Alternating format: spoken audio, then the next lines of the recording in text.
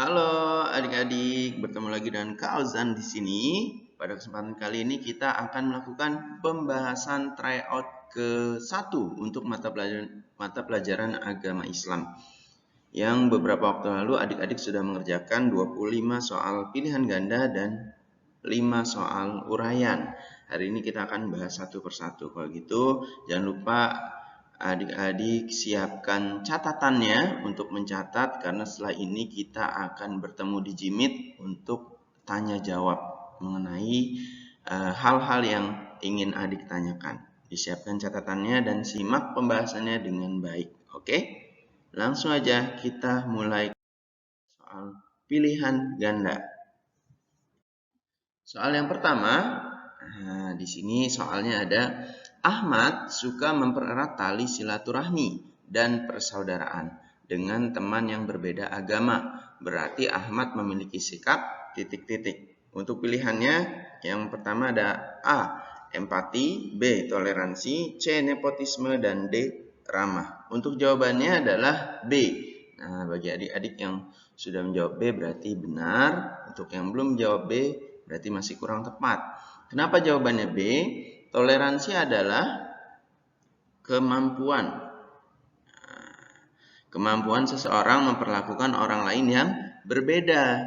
Jadi berbeda fisik, berbeda secara kepercayaan, berbeda secara tingkatan ekonomi misalnya, dan lain sebagainya, takdir yang sudah ditentukan. Kemampuan seseorang itu memperlakukan orang lain yang berbeda dengan dia itu disebut dengan toleransi. Semakin baik kemampuan dia memperlakukan orang lain yang berbeda, maka sikap toleransinya semakin baik pula. Begitu juga sebaliknya. Jadi kata kuncinya terdapat pada kata berbeda agama. Nah, yang di sini ya. Berarti kalau udah ada perbedaan, mengenai perbedaan, maka dia toleransi. Kalau empati ini apa, Kak? Empati itu lebih ke rasa peduli, ya. Simpati, empati itu beda tipis, ya. Rasa peduli yang terjun langsung ingin membantu. Nepotisme itu apa, Kak? Nepotisme itu kerjasama dalam hal keburukan, gitu ya. Biasanya disingkat KKN, korupsi, kolusi, nepotisme. Nah, itu mirip-mirip melibatkan orang terdekat untuk kerjasama melakukan keburukan. Ramah, nah kalau ini beda ya, ramah ini lebih ke sopan dan lain sebagainya. Oke, langsung kita ke soal yang kedua.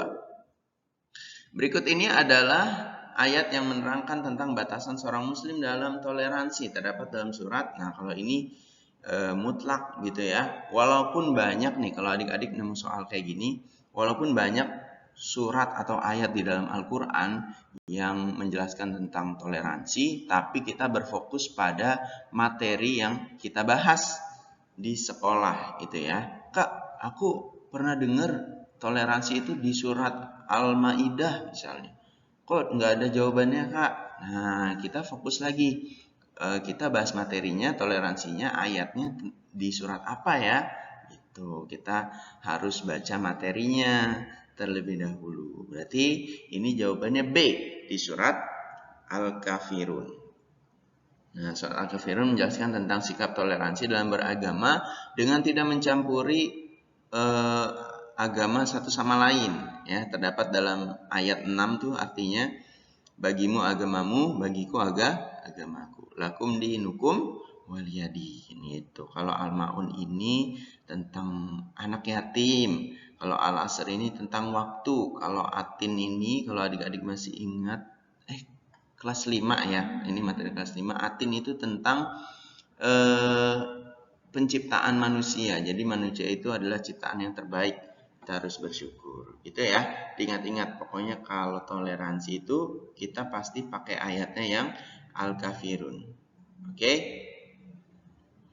Next, soal ketiga. Nah, ini kita udah berpindah materi. Kita udah berpindah kisi-kisi kompetensinya. Ini ke Asmaul Husna. Asmaul Husna berasal dari dua kata, yaitu asma dan husna. Ulnya dari mana, Kak? Ulnya itu kalau bahasa Arab itu ada sambungannya gitu ya. Jadi Asmaul Husna. Arti dari kata husna adalah, nah ini terdapat dalam materi yang Fauzan berikan ya. Terdiri dari dua kata, Asma artinya itu nama atau nama-nama, husna artinya baik, bagus gitu ya. Berarti paling baik, paling bagus gitu. Berarti apa? Kalau ditanya husna, maka jawabannya B. Arti dari Asmaul Husna ini nama-nama yang paling baik. Asma artinya nama-nama, husna artinya paling baik. Itu nama-nama ini husna. Kalau paling pintar mungkin bahasa Arabnya bukan husna, apa ya? Fatonah gitu ya, cerdas dan lain sebagainya. Oke. Ini adik-adik harus sudah terbiasa ya, Asmaul Husna pasti keluar dalam soal-soal tryout berikutnya. Nah, ini juga harus diingat terus-menerus. Allah memiliki nama-nama terbaik dan terindah yang kita kenal dengan istilah Asmaul Husna. Jumlah dari Asmaul Husna adalah, Asmaul Husna itu jawabannya A. Asmaul Husna berjumlah 99 yang disusun dan dicari oleh para ulama dari dalam Al-Quran. Gitu ya. Jadi, Kak, kenapa kok cuma 99? Nah, para ulama menafsirkannya seperti itu. Ya. Jadi, kata Asmaul Husna itu memang ada dalam Al-Quran, tapi itu artinya bukan 99 nama, hanya nama-nama yang baik. Kenapa jumlah 99, Kak? Karena di satu kitab Al-Quran itu banyak banget nama-nama seperti Al-Muqtadir, Ar-Rahman, Ar-Rahim, itu ditemukan di dalam Al-Quran. Al-Malik, Al-Quddus, Al-Aziz gitu ya. Itu nama-nama bagi Allah yang ditemukan. Gitu ya, jumlahnya 99. Next. Nomor 5. Masih Asmaul Husna. Allah Subhanahu wa Ta'ala yang menjadi tumpuan setiap hambanya. Hal ini sesuai dengan Asmaul Husna. Nah, ini Kak Ozan masih berikan materi Asmaul Husna untuk kelas 6. Ya kan? Kalian masih ingat nggak? Ada As-Samad, Al-Muqtadir, Al-Muqaddim, dan Al-Baqi. As-Samad ini artinya maha dibutuhkan. Al-Muqtadir itu artinya maha kuasa. Kalau Al-Muqaddim artinya maha mendahulukan. Dan Al-Baqi itu maha kekal. Wah, susah nih kawan. Nulisnya pakai mouse. Ya, satu aja ya. Kekal, mendahulukan. Muqtadir itu maha kuasa, As-Samad itu maha dibutuhkan. Memang ini perlu dihafal sedikit-sedikit oleh adik-adik. Maka jawabannya A, karena maha dibutuhkan, karena yang menjadi tumpuan nih, di sini kata kuncinya setiap hambanya, berarti hambanya membutuhkan Allah. Allah maha dibutuhkan. Maka jawabannya A, As-Samad. Gitu ya. Qauzan juga menghimbau pada adik-adik mulai sekarang, karena ini tryout dan UPK itu dari kelas 4 sampai kelas 6, maka pelajari juga Asmaul Husna yang dipelajari di kelas 4 dan kelas 5, yaitu ada Al-Malik, Al-Quddus, Al-Aziz, As-Salam, Al-Mu'min, Al-Mumit, Al-Hayyu, Al-Qayyum, dan Al-Ahad. Boleh dicari di literatur manapun, boleh dihafal dan artinya juga, gitu ya. Oke. Next. Nomor 5, sekarang nomor 6. Andri adalah orang yang peduli kepada orang lain dengan mendahulukan kepentingan umum daripada kepentingan pribadi. Nah, sikap yang dilakukan Andri mencerminkan Asmaul Husna. Ini kata kuncinya, mendahulukan kepentingan umum daripada kepentingan pribadi. Itu berarti apa tadi yang maha mendahulukan? Al-Muqaddim. Maka jawabannya C. Itu Allah itu mendahulukan peringatan daripada langsung mengazab hambanya, menghukum hambanya. Maka dia maha mendahulukan. Itu ya, mendahulukan hidayah dibandingkan dengan azab. Maka ini cerminannya kita mendahulukan kepentingan umum dulu daripada keegoisan kita atau kepentingan pribadi. Itu ya. Oke, next nomor 7. Mohon maaf nih kalau terlalu cepat, adik-adik boleh nanti ulang-ulang videonya. Oke, dicatat jangan lupa yang perlu dicatat yang mau ditanyakan. Nomor 7. Suka membantu apabila kedua orang tua mempunyai pekerjaan yang harus dibantu disebut. Nah, jawabannya di sini B ya, yaitu ringan tangan. Kita telaah dulu satu persatu pilihannya. A, patuh. Patuh itu lebih ke menurut ya. menurut dengan apa perintah dari orang tua. Nah, itu sebutnya patuh. Kalau hormat itu menghargai, benar, tapi tidak membantah, kemudian menghormati itu ya tidak membantah, nurut dan lain sebagainya. Itu juga hormat namanya. Kalau santun itu lebih ke perilaku dan ucapan, sopan santun. Maka santun itu bisa ke ucapan, bisa ke sikap, itu yang lemah lembut, itu ya, yang rendah hati ya, bukan rendah diri. Maka kalau di sini kata kuncinya suka membantu, apabila kedua orang tua mempunyai pekerjaan yang harus dibantu, maka yang paling tepat adalah ringan tangan. Ringan tangan itu bukan suka memukul ya, bukan suka memukul, tapi suka membantu di sini. Nah, Kak Ozan dari sumber buku agama Islam. Jadi ringan tangan itu ini pengertiannya. Salah satu sikap terpuji yaitu suka menolong atau membantu tanpa diminta. Gitu. Oke. Nah, nanti kalau ketemu soal ini lagi, ditelaah dulu satu-satu. Patuh itu apa ya? Ringan tangan itu apa ya? Hormat itu apa ya? Santun itu apa ya? Cocok nggak nih dengan soalnya? Mana yang paling cocok? Sikapnya, yang paling sesuai. Itu ya, satu persatu. Jangan buru-buru, jangan nggak tahu, kayaknya ini deh. Itu ya, harus pelan-pelan. Santun itu apa ya? Ditelaah satu-satu. Oke, lanjut.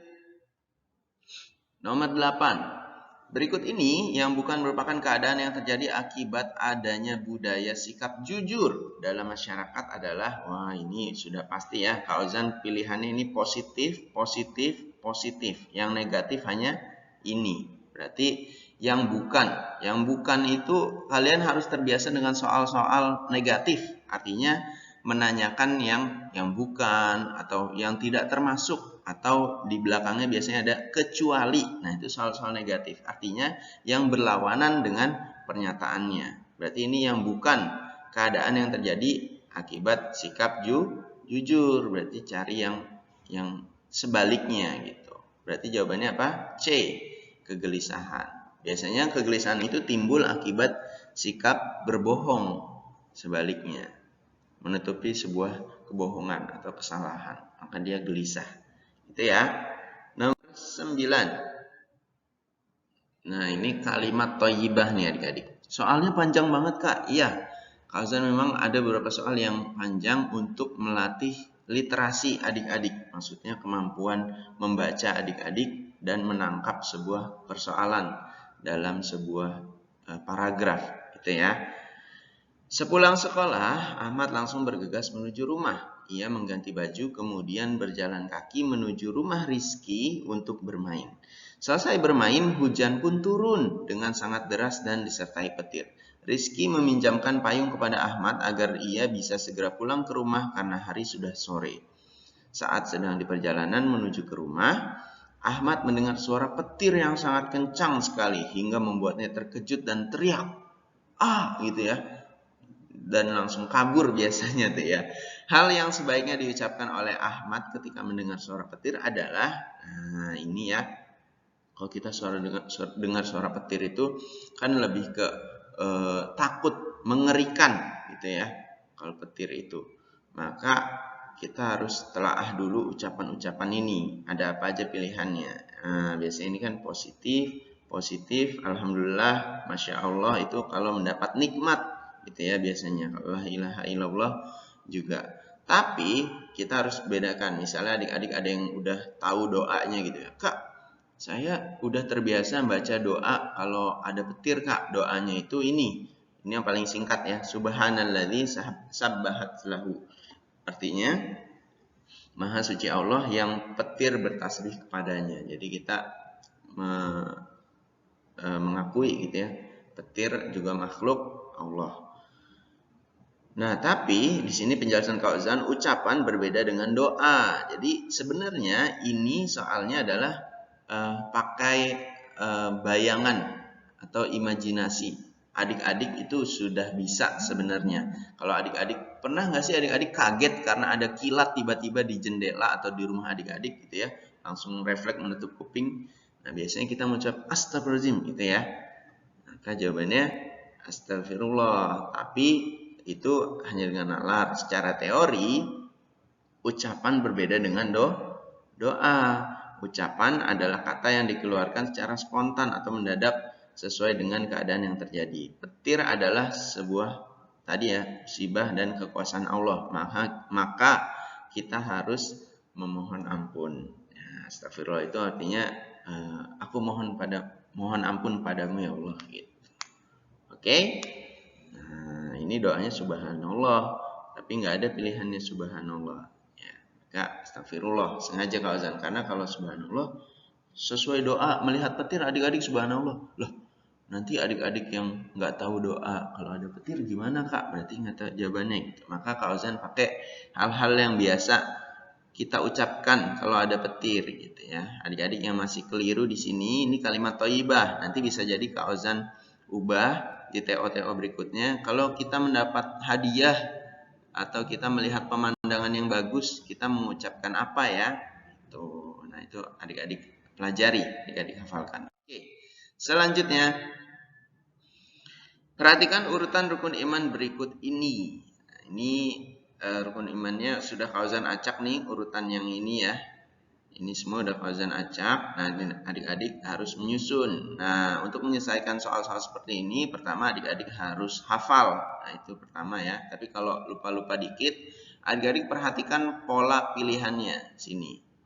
Ada 3 angka yang sama ya. Artinya dia nggak Kauzan ubah. Berarti yang diacak hanya urutan tengahnya.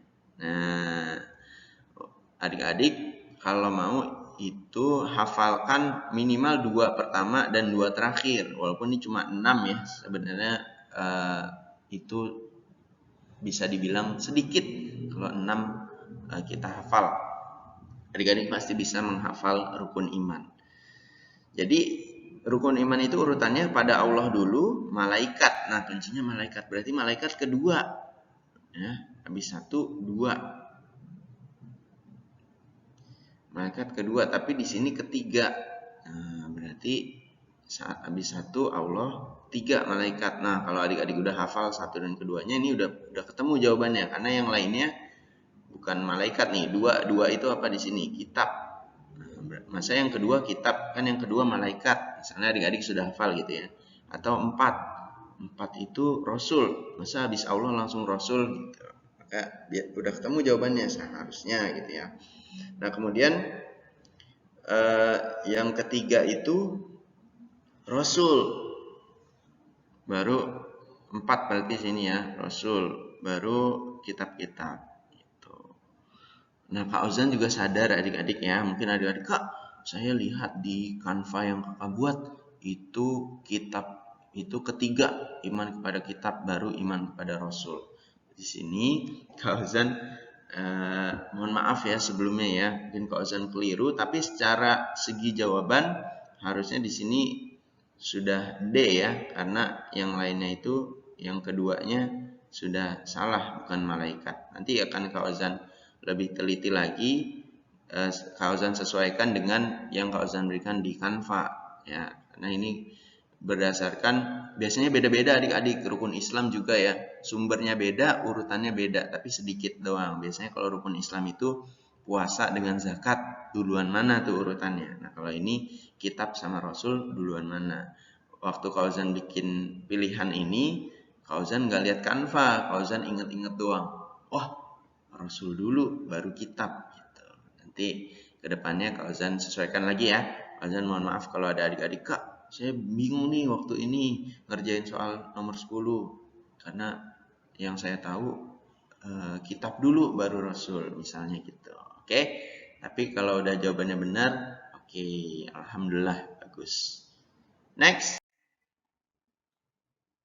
Nomor 11, jumlah nabi yang wajib diketahui beserta dengan kisahnya. Nah, ini ya. Fauzan pernah jelaskan juga, jumlah nabi yang telah Allah tetapkan itu nggak diketahui jumlahnya adik-adik ya. Banyak beratusan ribu dari zamannya Nabi Adam sampai kita umatnya Nabi Muhammad itu yang udah Allah angkat menjadi atau Allah utus menjadi nabi banyak banget. Tapi yang wajib kita ketahui itu ada 25 yang dari Nabi Adam sampai Nabi Muhammad. Ya, urutannya kalian harus dihafalkan urutannya. Kalau bisa lebih baik dihafalkan supaya lebih mudah nanti adik-adik kalau ketemu soal-soal seperti ini ya. Kan bisa pakai lagu tuh yang Adam, Idris, Nuh dan Hud, Soleh, Ibrahim dan Lut, Ismail, Ishak, Yakub, Yusuf, Ayub, Su'aib, Musa, Harun, Zulkifli, Daud gitu ya. Sulaiman, Ilyas, Ilyasa, Yunus, Zakaria, Yahya, Isa, terakhir Muhammad. Nah, jadi nyanyi itu Kak Ozan. Itu ada 25 tuh ya. Oke. Jumlah nabi. Next, pada hari kiamat semua amal perbuatan manusia akan ditimbang untuk dipertanggungjawabkan di hadapan Allah Subhanahu wa taala. Peristiwa tersebut terjadi ketika kita berada di kata kuncinya di sini. Ditimbang. Timbang itu artinya mizan, yaumul mizan, hari penimbangan. Fase ini berada setelah yaumul hisab atau hari perhitungan dan sebelum yaumul jaza. Jadi urutannya kan yaumul ba'as, hari kebangkitan. Kemudian yaumul mahsyar, kita berkumpul dulu. Berkumpul di padang mahsyar, baru yaumul hisab, kita dihitung. Hisab itu hitung, kalau mizan itu timbang. Kita dihitung amalnya, kemudian ditimbang yaumul mizan, baru hari pembalasan yaumul jaza gitu ya. Pasti jawabannya B. Next, kitab Allah Subhanahu wa taala yang diturunkan kepada nabi yang wajib kita ketahui berjumlah. Nah, ini Fauzan juga mohon maaf sekali lagi adik-adik kalau adik-adik dalam mengerjakan Kak nggak ada jawabannya gitu ya. Karena Fauzan ketika sekali kita bikin pilihan sadarnya 5. Kayaknya 5 ya. Fauzan tuh inget-inget agama yang ada di Indonesia tuh yang populer ada 5. Kemudian inget juga Rasul Ulul Azmi gitu ya dan sebagainya. Ya mohon maaf sekali lagi Fauzan keliru. Jawabannya 4. Tapi soal ini udah jadi bonus ya. Fauzan sudah berikan bonus. Ini jadi benar semua. Ini kitab-kitabnya ya. Taurat itu Musa ya. Ini yang pertama. Maksudnya bukan yang pertama, maksudnya kalau diurutkan dari 4 kitab ini, Taurat dulu gitu ya. Baru kitab Zabur kepada Nabi Daud. Lalu kitab Injil kepada Nabi Isa dan kitab Al-Qur'an kepada Nabi Muhammad. Itu ya, dihafalkan tuh urutannya. Nabi yang menerima dan nama kitabnya. Next. Jika Nabi Muhammad SAW menerima kitab yang disebut Al-Quran, maka kitab yang diturunkan kepada Nabi Isa disebut, nah jangan ketukar, Isa dengan Musa. Kalau Musa itu Taurat, Musa itu yang kisahnya Nabi Fir'aun, Raja Fir'aun ya. Kalau Nabi Isa itu yang kisahnya bisa menghidupkan orang mati, kemudian yang disalib dan dimirip-miripkan gitu ya. Itu Injil, kalau Nabi Isa Injil ya, kalau Nabi Musa Taurat. Berarti jawabannya D. Tuh. Oke, next. Semua manusia akan mengalami masa balik. Nah, ini kita udah pindah materi ya. Tanda balik bagi laki-laki dan perempuan berbeda. Salah satu tanda balik bagi perempuan adalah, kalau bertemu soal seperti ini berarti yang khusus. Tanda balik bagi perempuan berarti yang hanya ada pada perempuan aja. Jadi kalian fokus mana yang ada pada perempuan aja, mana yang ada hanya pada laki-laki saja, gitu ya. Berarti kalau di sini lihat dari pilihannya, tambah berat badan itu ada pada keduanya, tumbuhnya jakun itu hanya ada pada laki-laki, suara lebih berat itu ada pada keduanya, laki-laki dan perempuan. Berarti yang hanya ada pada perempuan adalah B, menstruasi atau haid. Karena kenapa Kak kita bisa haid? Oh itu lebih ke biologi ya. Tapi secara singkat ini karena perempuan memiliki sel telur dan aktif ketika melewati masa balik itu dia mengalami pembuahan. Nah kalau nggak ada yang membuahi maka dia akan gugur. Akan gugur artinya dalam bentuk darah itu yang keluar melalui kemaluan. Gitu ya. Next. Aska bersiap akan pergi ke sekolah. Sebelum berangkat, ia tidak pernah lupa bercermin untuk menyisir rambutnya. Saat bercermin, Aska baru tersadar bahwa ia memiliki jakun. Tumbuhnya jakun merupakan salah satu tanda balik dalam ilmu. Nah ini ya, Kak, aku nggak tahu tuh apa aja ilmunya. Ya ini kata kuncinya adalah tumbuhnya jakun itu fisik yang disebabkan perkembangan hormon. Ini nanti Kak Ozan baru menyadari gitu ya, ini terlalu jauh. Nanti akan Kak Ozan ubah lagi ya. Kak Ozan lebih sederhanakan lagi nih pilihan-pilihan maupun soalnya. Ini astronomi itu langit gitu ya, antariksa, matematika, akidah. Berarti ini biologi jawabannya. Karena tumbuhnya jakun bentuk perubahan secara fisik akibat perkembangan hormon. Maka itu biologi. Itu ya. Kalau akidah apa Kak? Akidah ya ini kayak kalau dia udah balik berarti dia berubah kewajibannya, kalau meninggalkan sholat itu dia jadi dosa misalnya gitu. Oke. 17. Seseorang yang sudah balik dikenai kewajiban dalam agama. Berikut ini yang termasuk kewajiban yang harus dilakukan ketika telah balik. Ya, bersyahadat. Nah, ini dari kecil. Bersedekah bisa kapan saja, belajar juga bisa kapan saja. Tapi yang dia menjadi wajib, wajib itu artinya kalau dikerjakan mendapat pahala, kalau tidak dikerjakan mendapat dosa. Nah, itu wajib. Maka sholat, kalau kita sudah balik, kalau kita meninggalkan sholat, ada dosa tuh yang membekas. Tapi kalau kita belum balik, maka belum wajib, masih tahap pembelajaran.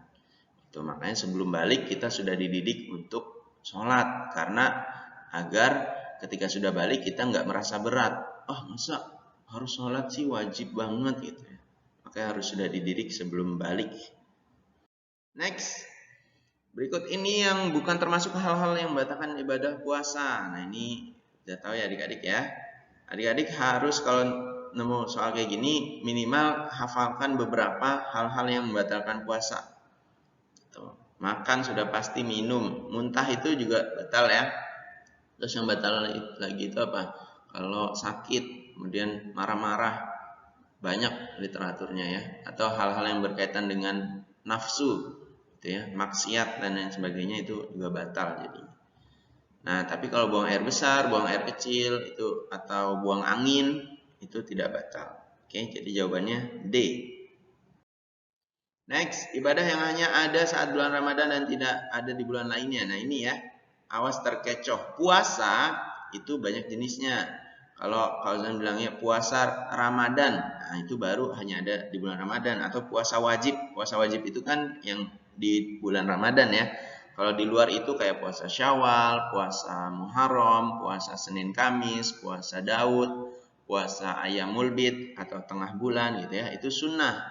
Itu ada di bulan-bulan lainnya. Maka puasa tidak termasuk, awas terkecoh. Sholat tahajud juga bisa kapan saja, infak subuh bisa kapan saja. Tapi sholat tarawih hanya ada di bulan Ramadan. Itu ya. Jadi jawabannya sholat tarawih. Berikut ini nomor 20 ya, yang bukan manfaat dikeluarkannya zakat. Ini kita udah pindah materi lagi. Dikeluarkan zakat, infak, dan sedekah dalam kehidupan sehari-hari. Adik-adik, sekali lagi kalau nemu soal negatif, ini ya, yang bukan, yang tidak termasuk, atau kecuali, biasanya di akhirnya gitu ya, ada kecuali. Itu berarti cari yang berlawanan. Waduh, apa tulisannya ya?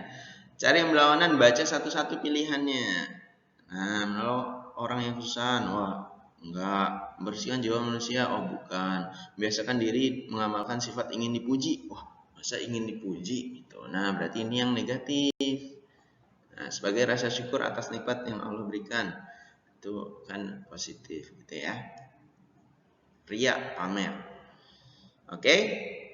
Nanti lebih teliti lagi. Membersihkan harta dengan mengeluarkan sebagian kecil dari harta yang dimiliki oleh seorang muslim untuk diberikan kepada orang-orang yang berhak menerimanya sesuai dengan ketentuan agama adalah pengertian dari puasa bukan. Puasa mengeluarkan harta enggak? Nih. Itu ya.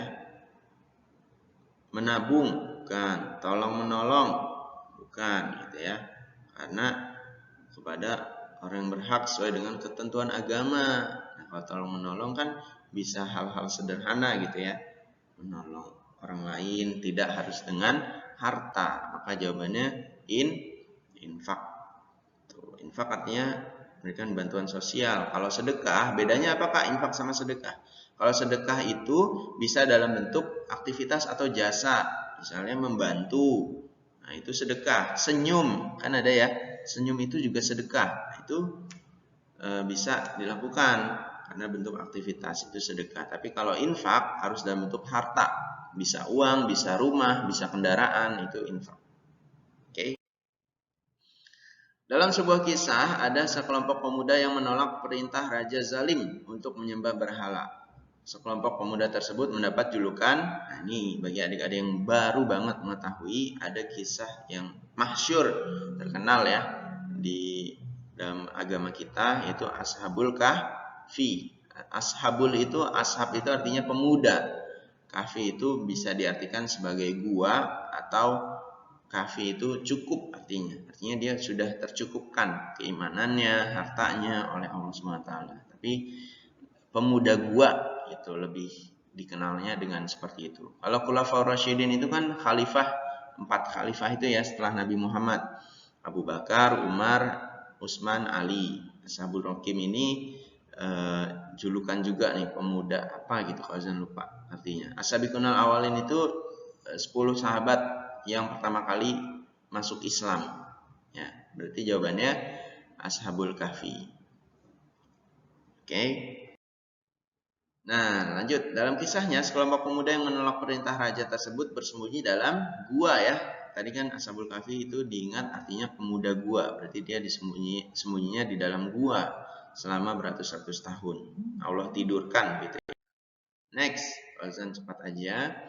Rasul Ulul Azmi adalah beberapa rasul yang memiliki kesabaran luar biasa. Tidak ada yang dapat menandingi kesabaran mereka. Jumlah Rasul Ulul Azmi adalah jawabannya B. Diingat, ini nggak berubah-berubah ya. Rasul Ulul Azmi itu hanya 5. Ulul Azmi itu artinya, ulul itu artinya memiliki. Azmi itu artinya ketabahan atau kesabaran, kebesaran gitu ya. Jadi memiliki kesabaran yang luar biasa. Itu ada 5 jumlahnya. Siapa aja Kak? Nanti ada di soal terakhir ya, soal selanjutnya. Ini diingat ya, kalau Rasul Azmi itu jumlahnya 5, nggak lebih, nggak kurang. Artinya Rasul yang memiliki kesabaran yang luar biasa. Itu arti dari Rasul Ulul Azmi. Oke? Nah, soal terakhir pilihan ganda. Rasul Ulul Azmi seringkali disingkat menjadi Nimim. Ini supaya adik-adik mudah menghafalnya. Berikut ini nama Rasul Ulul Azmi yang tepat berdasarkan singkatan tersebut. Nah, adik-adik nih perhatikan ininya, Nimim. Ini huruf depan atau huruf pertama dari nama 5 Rasul Ulul Azmi. Makanya dicocokkan aja dengan pilihannya. Ini Nimim bukan. Nah, kalau A ini kan Nimi, belakangnya Y, Yusuf. Kalau B ini Miin. Nah, gitu ya. Kalau C ini kita lihat huruf kapitalnya, huruf depannya. Musa, Isa, Musa, Ibrahim, Nuh. Berarti Mimin. Oh, kok Mimin? Bukan. Yang Nimim berarti D.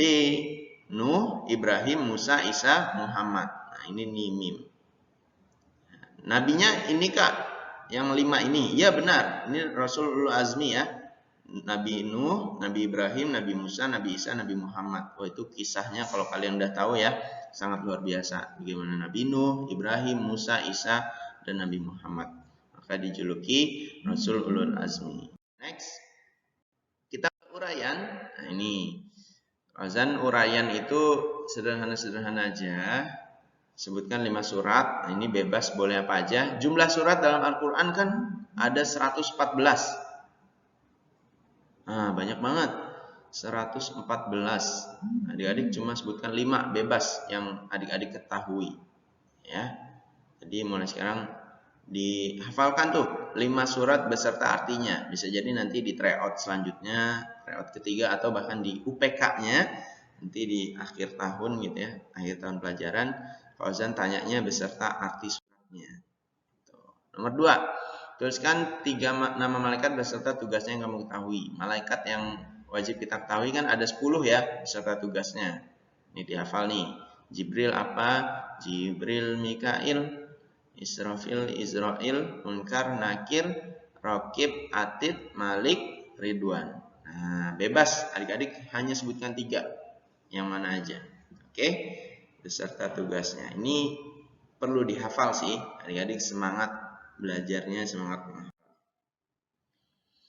3. Jelaskan menurut pendapatmu perbedaan dari sikap patuh dan hormat pada orang tua. Nah, ini pendapat ya. Kalau pendapat ya Fauzan tidak mutlak itu. Jadi bisa benar, bisa bukan salah ya, tapi bisa kurang gitu. Artinya nilainya tidak sempurna. Tapi yang Fauzan tekankan di sini, kalau perbedaan, kalau nemu soal perbedaan, maka pakai kata hubung, sedangkan atau pakai dibagi 2, patuh titik 2 itu ya jawabnya ya. Patuh apa titik 2, kemudian di bawahnya hormat titik 2 gitu. Jadi ketemu tuh perbedaannya ya. Jangan dijawab dengan satu kalimat. Apalagi cuma satu kata. Patuh, nurut, hormat, menghargai. Nah, misalnya gitu ya.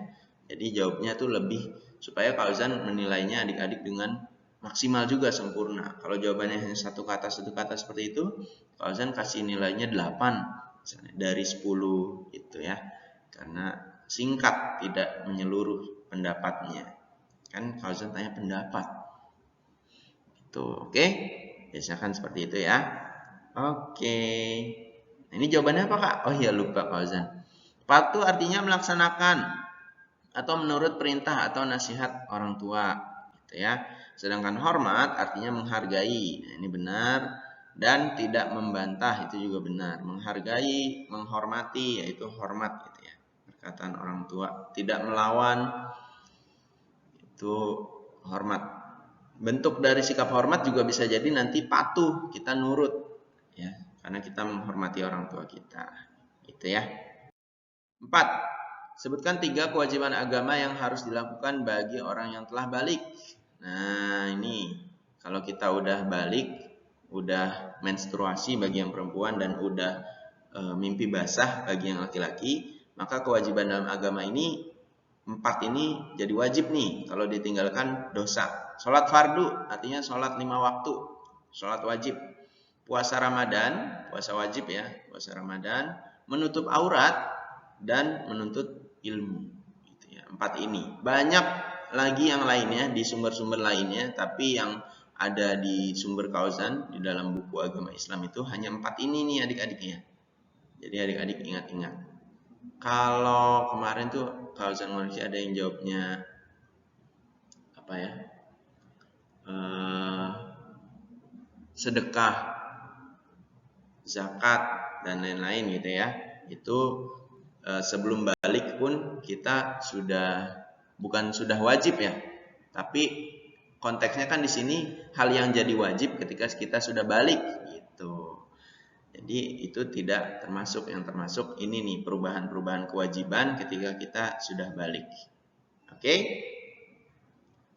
Terakhir, jelaskan mengapa dalam kisah Ashabul Kahfi sekelompok pemuda memilih pergi ke dalam gua. Nah, ini kisah Ashabul Kahfi adik-adik boleh baca, boleh cari di internet, mulai mengetahui ya Ashabul Kahfi itu siapa, karena ini akan Kak Ozan pakai terus dalam soal-soal tryout dan UPK agama Islam. Jadi Ashabul Kahfi itu kisahnya mereka di tahun 249 Masehi atau 250-an Masehi lah.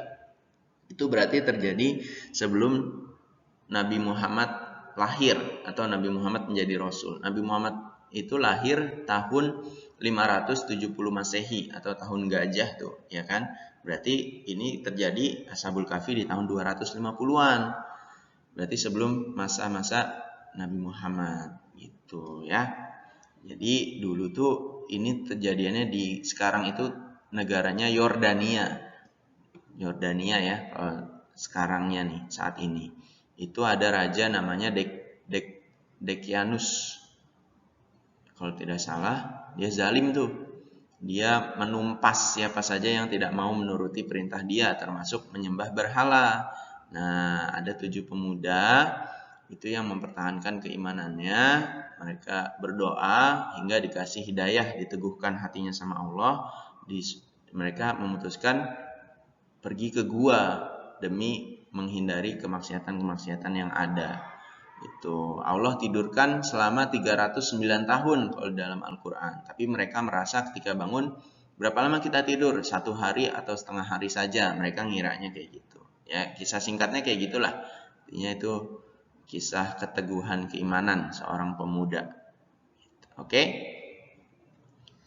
Ini jawabannya ya. Karena menolak perintah raja yang zalim, menyuruh rakyatnya untuk menyembah berhala itu boleh. Untuk mempertahankan keimanannya kepada Allah itu juga boleh. Untuk menghindari raja yang zalim itu juga boleh jawabannya. Oke? Silahkan dicatat pembahasannya. Kalau ada pertanyaan silahkan ditanyakan nanti di dalam Jimit. Oke, segitu aja pembahasan tryout kali ini untuk agama Islam. Terima kasih. Sampai jumpa lain waktu. Wassalamualaikum warahmatullahi wabarakatuh. Dadah.